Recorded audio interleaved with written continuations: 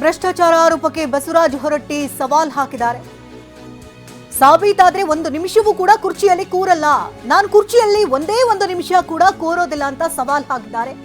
ನಾಗರಾಜ್ ಯಾದವ್ ಆರೋಪಕ್ಕೆ ಹೊರಟ್ಟಿ ಸವಾಲೆಸೆದಿದ್ದಾರೆ. ಸಣ್ಣ ಪುಟ್ಟ ಭ್ರಷ್ಟಾಚಾರವನ್ನ ಮಾಡಿದಂತ ಅಧಿಕಾರಿಗಳ ಅಮಾನತಾಗಿದೆ, ಅಧಿಕಾರಿಗಳನ್ನ ನಾನು ಅಮಾನತು ಮಾಡಿದ್ದೇನೆ ಅಂತ ಹೊರಟ್ಟಿ ಮಾತನಾಡಿದ್ದಾರೆ. 1983 ವಿಜಯ ಫಿಲ್ಮ್ ನಿರ್ಮಾಣ ಕಂಪನಿ ಸ್ಥಾಪಿಸಿ ಯಶಸ್ವಿ ಅತ್ಯುತ್ತಮ ಚಿತ್ರ ಎಂದು ಪರಿಗಣಿಸಿ ವಾರ್ಷಿಕ ಫಿಲ್ಮ್ ಫೇರ್. ಇನ್ನು ನಾಗರಾಜ್ ಅವರು ಆರೋಪಗಳನ್ನ ಮಾಡಿದ್ರು ಸಭಾಪತಿಗಳ ವಿರುದ್ಧ. ಈ ಸಭಾಪತಿಗಳ ವಿರುದ್ಧ ಆರೋಪದ ಬೆನ್ನಲ್ಲೇ ಭ್ರಷ್ಟಾಚಾರದ ಆರೋಪಕ್ಕೆ ಬಸವರಾಜ ಹೊರಟ್ಟಿ ಕೂಡ ಸವಾಲೆಸೆದಿದ್ದಾರೆ. ಒಂದು ವೇಳೆ ಏನಾದರೂ ಸಾಬೀತಾದ್ರೆ ಒಂದು ನಿಮಿಷ ಕೂಡ ನಾನು ಕುರ್ಚಿನಲ್ಲಿ ಕೂರಲ್ಲ ಅಂತ ಸವಾಲೆಸೆದಿದ್ದಾರೆ ನಾಗರಾಜ್ ಯಾದವ್ ಅವರಿಗೆ.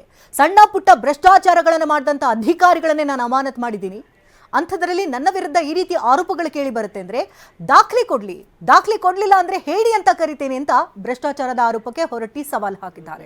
ಇದರ ಪ್ರಕಾರ ಸಭಾಪತಿಯವರನ್ನು ಹೊರತು ಒಟ್ಟು ಸಚಿವರು ಸೇರಿದಂತೆ ಸದನ ಒಳಗೆ ಅಥವಾ ಹೊರಗೆ ಯಾವುದೇ ವಿಷಯಕ್ಕೆ ಅದಾಯಿತು.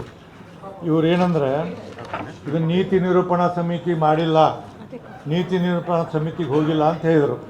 ನೋಡಿ, 18/1/2025 ನೀತಿ ನಿರೂಪಣಾ ಸಮಿತಿ ಕೊಟ್ಟಿನಿ. ನನಗೆ ಬರೆದಿದ್ದು ಸೆಕ್ರೆಟರಿ ಅವರು ಏನಂತ ಬರೆದಿದ್ರು ಅಂದರೆ, ಸದರಿ ನೀತಿ ನಿರೂಪಣಾ ಸಮಿತಿ ವಹಿಸುವ ಬಗ್ಗೆ ಅಥವಾ ತಾವು ಇಚ್ಛಿಸಿದಲ್ಲಿ ಪ್ರತ್ಯೇಕ ಸಮಿತಿ ರಚಿಸುವ ಕುರಿತು ಆದೇಶ ಕೋರಬೇಕಂತೇಳಿ ನಮ್ಮ ಸೆಕ್ರೆಟರಿ ಬರೆದಿದ್ರು. ನಾನು ಬರೆದಿದ್ದೆ, ವಿಷಯ ಸೂಕ್ಷ್ಮವಾಗಿರುವುದರಿಂದ ಸಂಪೂರ್ಣವಾಗಿ ಚರ್ಚೆ ಮಾಡಲು ಹೆಚ್ಚು